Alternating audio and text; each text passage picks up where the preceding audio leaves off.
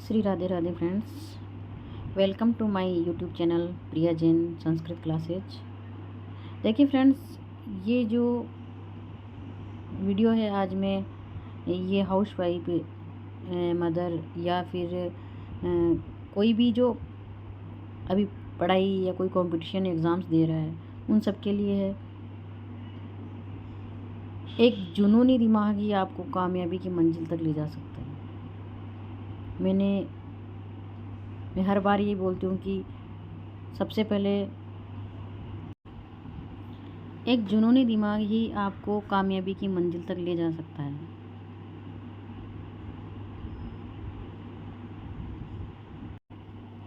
शादी के बाद अपनी स्टडी को कंटिन्यू रखने के लिए हमारे पास बहुत सारी जिम्मेदारियाँ भी होती है, उनके साथ साथ हमें स्टडी भी करनी होती है और फिर टाइम निकालना भी होता है। तो ये सब थोड़ा सा करना मुश्किल होता है। अगर फिर हम गवर्नमेंट जॉब की तैयारी कर रहे हैं, करना चाह रहे हैं, उसकी तैयारी स्टार्ट करना चाह रहे हैं, तो हमारा जो सबसे पहला टारगेट, सबसे पहला जो काम होना चाहिए वो टारगेट हमारा फिक्स करना पड़ेगा हमें कि हमें सबसे पहले हमारा टारगेट क्या है, हमें किस चीज़ की हमें पढ़ाई करनी है, हमें कौन से कंपटीशन एग्ज़ाम की तैयारी करनी है। तो वो टारगेट हमारा एक फ़िक्स होना चाहिए। हमें सबसे पहले ये डिसाइड करना होगा कि हमें हमारा टारगेट क्या है और उसके लिए हम टाइम कैसे निकालना है, हमें टाइम टेबल कैसे बनाना है। हमें इस चीज़ का हमें स्पेशली ध्यान रखना होगा, क्योंकि अगर हम उस कंपटीशन एग्ज़ाम को अगर हम फर्स्ट टाइम कर रहे हैं या स्टार्ट कर रहे हैं तो हमें ये लगेगा ही लगेगा कि हाँ, हमारे पास थोड़ा टाइम कम है और हम कैसे कर पाएंगे, इसको थोड़ा मुश्किल लगेगा। लेकिन कोई भी आप एक अपना एग्जैक्ट एक ट्रैक लेके चलिए, जो भी है किसी भी टारगेट को पाना है तो एक एग्जैक्ट ट्रैक होना चाहिए अपने पास कि हमें इसी की प्रिपरेशन करनी है। अगर हम दो नाव में एक साथ या दो तीन एग्ज़ाम्स की तैयारी अगर एक साथ सोचते हैं कि नहीं मैं ये वाला एग्ज़ाम्स भी कर लूँ, ये वाला एग्ज़ाम्स भी कर लूँ, तो हम एक को भी अच्छे से नहीं कर पाएंगे। जैसे हम सोचते हैं कि जब first grade, second grade, third grade, हालांकि सब साथ ही आती है और सोचते हैं कि ठीक है, लेकिन एक तो हमारा एक अच्छा होना चाहिए कि हाँ, हमें ये वाला तो अच्छे से करना ही है। और मैं तो ये कहती हूँ कि हमें एक पे ही ध्यान देना चाहिए कि ताकि हम एक को अच्छे से कर सकें।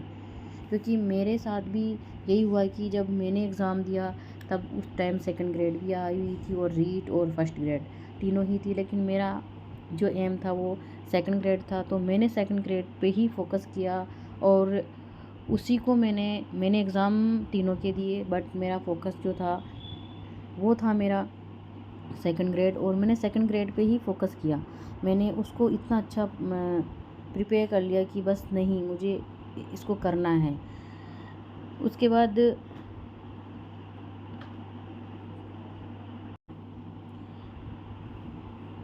बाद हमें कोई भी प्रिपरेशन कर रहे हैं तो उसके लिए एक टाइम टेबल, सिलेबस, सभी चीज़ें एक मायने रखती है।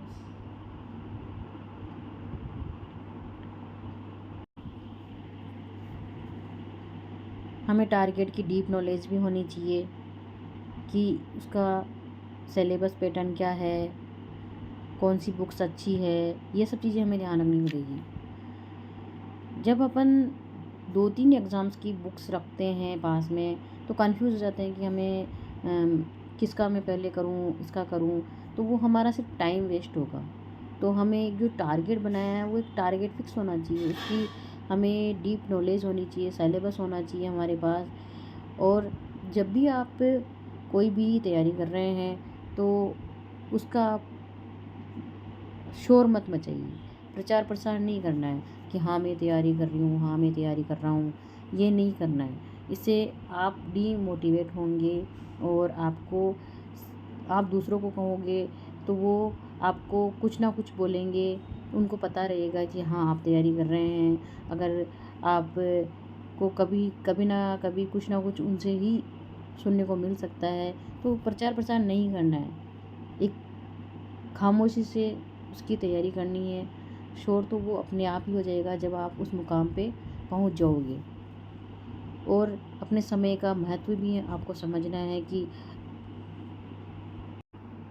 हमें ये सोच के करना है कि ये समय बहुत इम्पोर्टेंट रखता है। समय का अगर हमने इसकी इम्पोर्टेंस नहीं समझी तो ये समय निकलता जाएगा और ये फिर समय वापस से आने वाला नहीं है। जो लोग सोचते हैं ना कि पढ़ाई आज नहीं, ठीक है कल कर लेंगे, आज थोड़ा सा आज से शुरू नहीं करते हैं, कल करते हैं, या फिर थोड़ा और रुक जाते हैं, कल कर लेंगे, अभी तो बहुत टाइम बड़ा है। बट ये नहीं सोचना है, हमारे पास बहुत कम समय है। हमें यही सोच के करना है कि हमारे पास बहुत कम समय है और हमें बहुत सिलेबस को कंप्लीट करना है। तो हमें वो चाहे कभी भी हो एग्ज़ाम, आपको समय का स्पेशली ध्यान रखना है, क्योंकि ये समय वापस से नहीं आता है। और जिन्होंने अगर समय का महत्व नहीं समझा, वो उनका समय तो बर्बाद हो ही जाएगा। क्योंकि इस समय का ये सोचना कि इस समय का कोई ना कोई तो कहीं ना कहीं फ़ायदा उठा ही रहा है। अगर आपने नहीं उठाया तो कोई ना कोई कहीं ना कहीं तो इसको लगन से पड़ ही रहा है, कहीं ना कहीं उस समय का फ़ायदा उठा ही रहा है। आपको दुनिया में नाम करने के लिए कुछ अलग तो आपको करना ही होगा। तो आपको समय का तो ध्यान रखना ही होगा कि समय वापस लौट के नहीं आता है। और बहुत से पूछते हैं कि आपने सेल्फ पढ़ाई की या फिर कोचिंग की। मैं उनको यही कहना चाहूँगी कि मैंने दोनों ही की। मैंने कोचिंग भी की और सेल्फ पढ़ाई भी की। बहुत से बोलते हैं कि सेल्फ पढ़ाई या घर पर रहकर पढ़ाई नहीं होती है, पर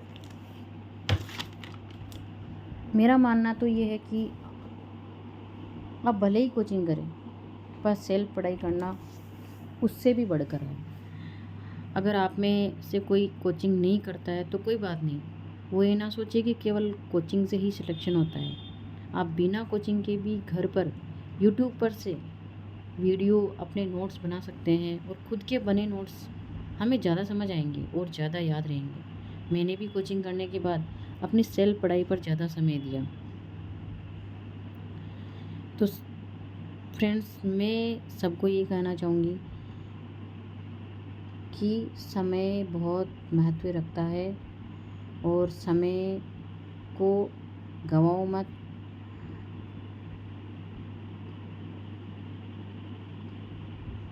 थैंक यू फ्रेंड्स। अगर आपको ये पसंद आए तो प्लीज़ लाइक एंड सब्सक्राइब करें चैनल को और वीडियो शेयर करें।